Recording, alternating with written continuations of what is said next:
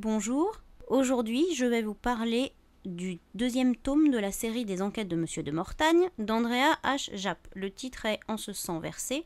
Il sort aux éditions Flammarion en mai 2012. Il y a 360 pages.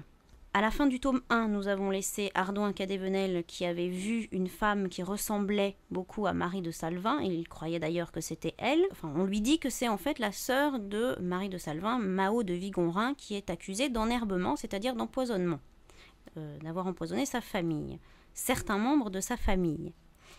D'autre part, le sous-bailli de Mortagne, Arnaud de Tizan, lui demande son aide car sa fille, qui est moniale à l'abbaye de Femmes des Clairets, a été assassinée et donc il lui demande de l'aider à enquêter. Donc on part là-dessus. Moi j'ai été contente de retrouver le personnage de Cadévenel parce que il est sympathique, il veut la vraie justice, il est épris de justice. Ensuite, il est intéressant de voir son amitié, qui au début n'en est pas une d'ailleurs, avec le sous-bailli, parce qu'au début, leur relation est faite d'intérêt. Chacun est intéressé par ce que peut lui apporter l'autre. Et au fur et à mesure de l'enquête, ils se rendent compte, l'un et l'autre, qu'ils sont intéressants, admirables l'un pour l'autre.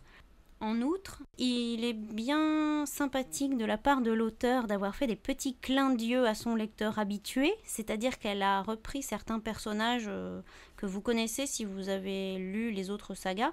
Par exemple, on retrouve, ça c'est signalé en note, donc j'ai pas lu la saga, donc on retrouve le personnage du médecin qui est dans la saga de Druon de Brévaux. Et les événements se passent, donc l'abbaye des Femmes des Clairets, c'est celle qu'on retrouve dans La Croix de Perdition et dans Monestarium. Les deux intrigues ne se croisent pas, elles sont linéaires. Ce qui est intéressant, c'est qu'avec l'intrigue sur Henriette, on a un mystère qui s'épaissit au fur et à mesure qu'on lit parce qu'on ne comprend pas trop où l'auteur va nous mener. Et pourtant c'est très simple et je n'avais pas deviné, donc tant mieux. Quant à l'intrigue concernant les Vigonrin, on aura des surprises. J'en ai eu. Il est évident qu'il y aura un tome 3, étant donné ce qu'il se passe à la fin. Je ne vous en dis pas plus pour ne pas trop en dévoiler. Le style de l'auteur, comme à son habitude, est recherché, il y a du vocabulaire soutenu. Il y a de nombreuses notes de bas de page, elles sont très intéressantes, mais il y en a peut-être un peu trop.